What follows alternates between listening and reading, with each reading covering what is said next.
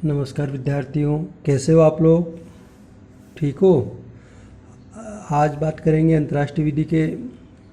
Topic है राज्य क्षेत्र तथा राज्य क्षेत्र को प्राप्त करने के ढंग तथा खोने के ढंग। मतलब कोई भी राज्य अपनी भूमि को बढ़ाना चाहता है तो किस प्रकार अपनी भूमि बढ़ाएगा, या फिर कोई नया क्षेत्र अपने देश में कैसे जोड़ेगा, ये इस पर विचार करेंगे। पहली बात है कि राज्य होता क्या है। राज्य के लिए 4 तत्वों की आवश्यकता होती है: निश्चित भूभाग, जनसंख्या, संप्रभुता और सरकार। इन 4 तत्वों से मिलकर किसी राज्य का निर्माण होता है। राज्य के अंतर्गत जो सामुद्रिक पेटी है वह भी उसमें सम्मिलित होती है। अब इसमें टॉपिक जो बिंदुवार अध्ययन करेंगे कि किस प्रकार अपन प्राप्त करेंगे कुछ क्षेत्र। पहला है आवेशन, ऑक्यूपेशन। आवेशन एक ऐसा कार्य है जिसके द्वारा कोई राज्य अपने या उस प्रदेश पर प्रभु संपन्नता प्राप्त कर लेता है जिस पर दूसरे राज्य की प्रभु संपन्नता होती नहीं है। आवेशन केवल राज्य द्वारा ही किया जा सकता है। किसी प्रदेश पर किसी राष्ट्र का आवेशन है या नहीं, ये देखा जाता है कि प्रदेश पर उसका प्रभावकारी रूप से आधिपत्य है या नहीं। समझ में आई बात? इसका मतलब ये है कि आवेशन उसी राज्य का किया जा सकता है जिस पर किसी अन्य राज्य की प्रभु संपन्नता ना हो, या उस क्षेत्र का किया जा सकता है जिस पर अन्य किसी क्षेत्र की प्रभु संपन्नता ना हो। तो इसमें एक प्रसिद्ध केस है पामास द्वीप का।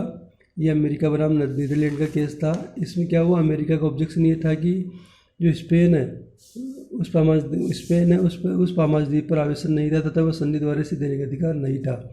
मामला अंतर्राष्ट्रीय न्यायालय के विवाचक न्यायालय permanent court of justice arbitrator मतलब स्थायी विभाजन न्यायालय पहुंचा। वहाँ विभाजक थे मैक्स हूबर। उन्होंने कहा कि ठीक है कि स्पेन ने पामास द्वीप को खोदा था, लेकिन स्पेनवासी उस द्वीप पर कभी नहीं गए थे, जबकि नीदरलैंड न केवल वहाँ रहने वाले लोगों के संपर्क था बल्कि सन 1700 से नीदरलैंड प्रदेश का भाग था।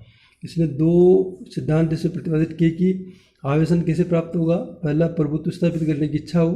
दूसरा, वास्तविक प्रयोग ओब्लिक आपका कब्जा हो। एक चीज़ विषय ये भी आता है कि बहुत से देश कभी कभी समीपता के आधार पर भी आवेशन द्वारा अपने उस क्षेत्र का प्राप्त करने का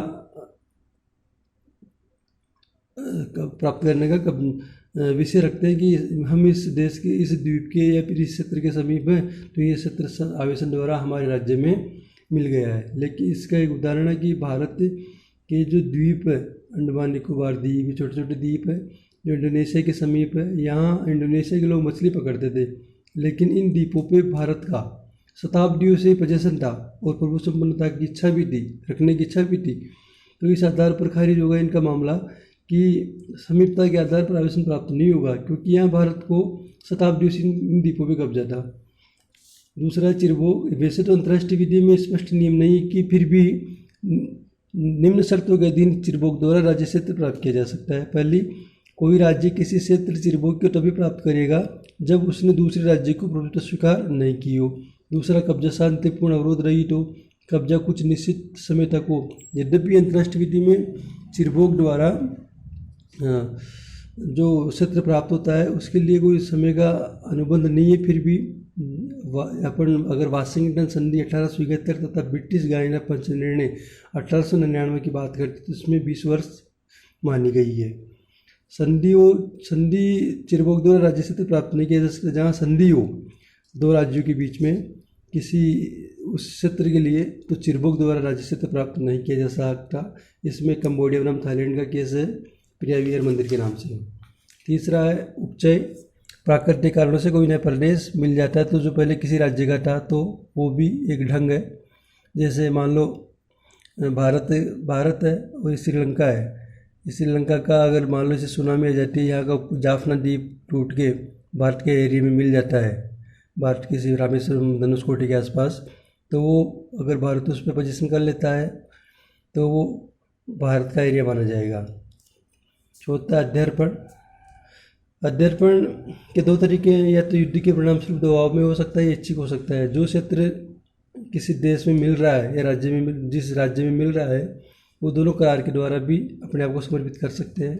अधिहनन के मतलब है कि एक राज्य दूसरे राज्य को जीते, युद्ध में जीतने के बाद जो जीतने वाला राज्य है उसमें वो राज्य सम्मिलित हो जाए।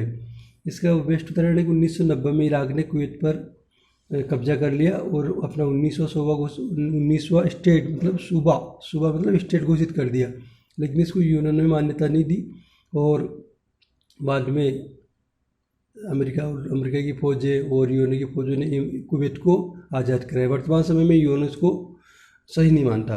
एक पट्टा द्वारा भी कोई क्षेत्र प्राप्त किया जा सकता है, जैसे पनामा नहर है, उसको अमेरिका को शासनकाल के लिए पट्टा दिया हुआ है। गिरवी का मतलब ये है कि कोई व्यक्ति पैसे देकर, जैसे कि ट्रांसफर ऑफ प्रॉपर्टी एक्ट में पढ़ा होगा आपने, गिरवी कैसे होता है कि मान लो किसी स्टेट को पैसे की आवश्यकता है तो वो स्टेट अपना कुछ भाग दूसरे स्टेट को गिरवी रख के प्राप्त कर सकता है। जिस स्टेट ने वो अपना एरिया दूसरे एरिया को गिरवी रखा तो वो एरिया उसके पास चला जाएगा। ऐसा 1968 में जेनेवा ने अपना कोई द्वीप था उसका, कारासिका द्वीप, उसको फ्रांस के यहाँ गिरवी रखा। 8वां जनमत, जहाँ एक राज्य पे अगर 2 राज्य दावा करते हैं और जनता का मत अलग है, वो इस मामले में क्या हुआ कि यूएन द्वारा जनमत कराया गया है कि वेस्ट इंडीज किसके साथ रहना चाहता है, तो वेस्ट इंडीज ने इंडोनेशिया के पक्ष में मत दिया और वो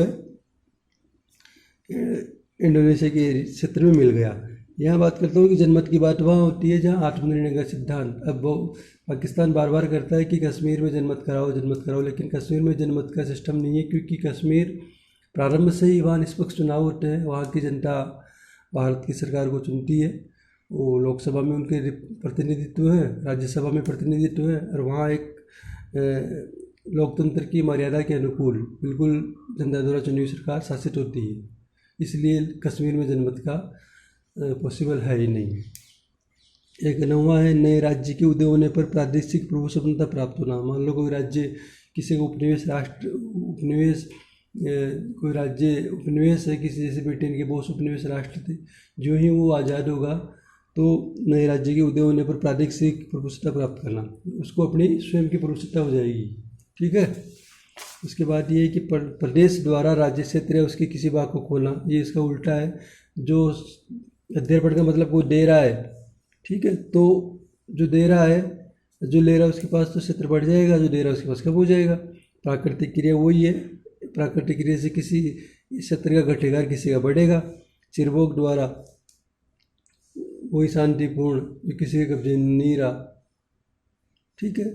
क्रांति हो जाए साहब, जैसे बांग्लादेश 1971 में बांग्लादेश बना, पाकिस्तान पूर्वी पाकिस्तान कहलाता था, नया क्षेत्र बन गया, तो पाकिस्तान ने पूर्वी पाकिस्तान को खो दिया। इसके बाद उपनिवेश द्वारा स्वतंत्रता प्राप्त करके, मान लो इंग्लैंड के जितने भी उपनिवेश राष्ट्र थे, जो स्वतंत्र होते गए, इंग्लैंड के एरिए कम होते गए। ठीक है।